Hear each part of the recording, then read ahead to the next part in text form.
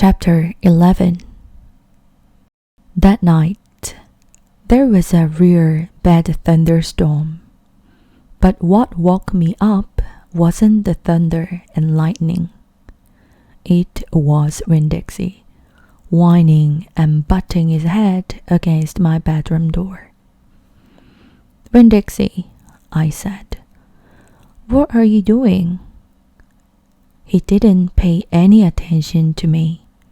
He just kept beating his head against the door and whining and whimpering. And when I got out of bed, I went over and put my hand on his head. He was shaking and trembling so hard that it scared me. I knelt down and wrapped my arms around him. But he didn't turn and look at me or smile or sneeze or wag his tail or do any normal kind of Winn-Dixie thing.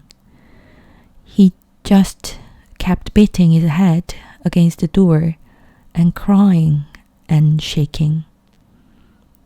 "You want the door open?" I said. "Huh? Is that what you want?"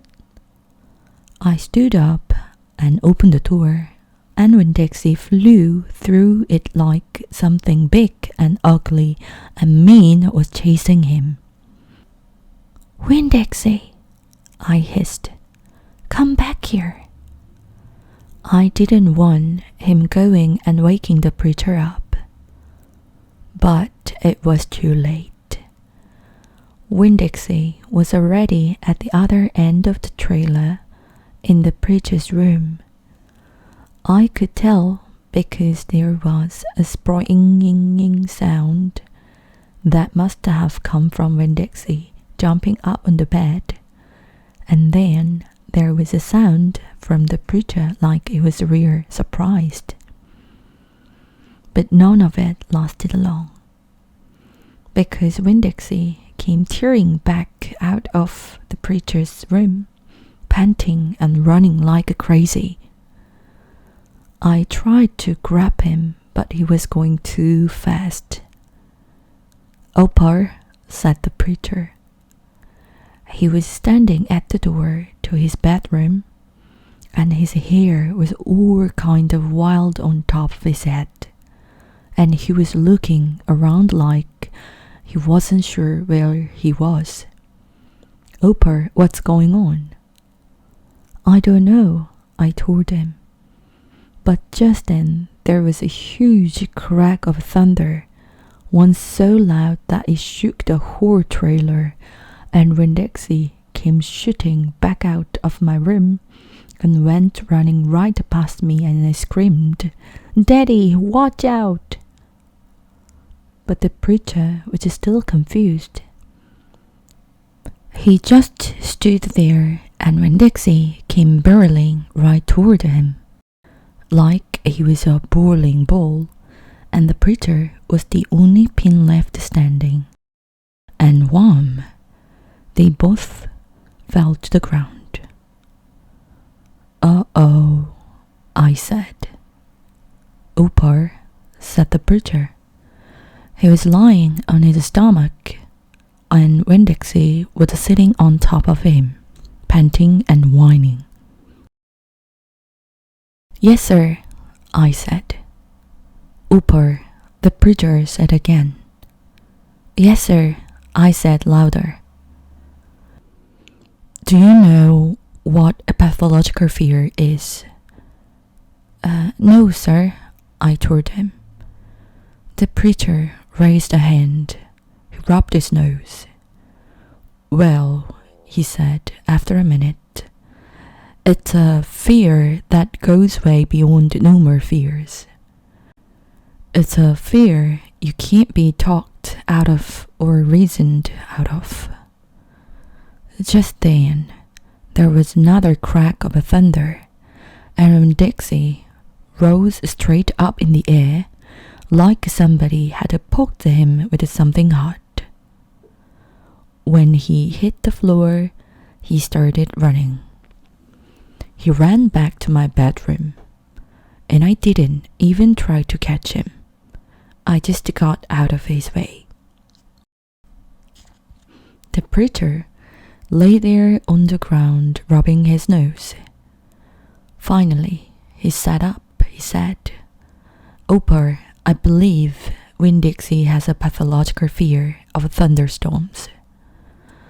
And just when he finished his sentence, here came Winn-Dixie again, running to save his life.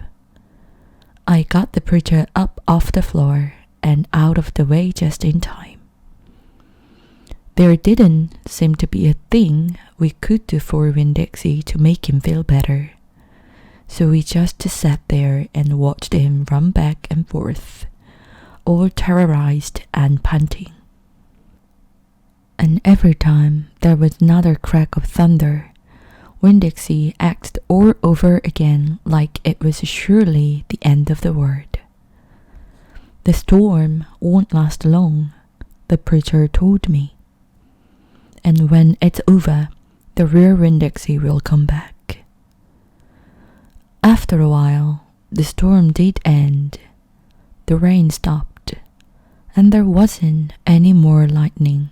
And finally, the last rumble of thunder went away, and Winn-Dixie quit running back and forth and came over to where me and the preacher were sitting and cocked his head like he was saying, "What in the world are you two doing out of bed in the middle of the night?" And then he crept up on the couch with us in this funny way he has, where he gets on the couch an inch at a time, kind of sliding himself onto it, looking off in the different direction, like it's all happening by accident, like he doesn't intend to get on the couch, but all of a sudden there he is. And so the three of us sat there. I rubbed Winn-Dixie's head and scratched him behind the ears the way he liked. And the preacher said, "There are an awful lot of thunderstorms in Florida in the summertime." "Yes, sir," I said. I was afraid that maybe he'd say we wouldn't keep a dog who went crazy with a pathological fear every time there was a crack of thunder. "We will have to keep an eye on him," the preacher said. He put his arm around Winn-Dixie. "We will have to make sure he doesn't get out during a storm. He might run away. We have to make sure we keep him safe." "Yes, sir," I said again. All of a sudden, it was hard for me to talk. I loved the preacher so much. I loved him because he loved Winn-Dixie. I loved him because he was going to forgive Winn-Dixie for being afraid. But most of all, I loved him for putting his arm around Winn-Dixie like that, like he was already trying to keep him safe.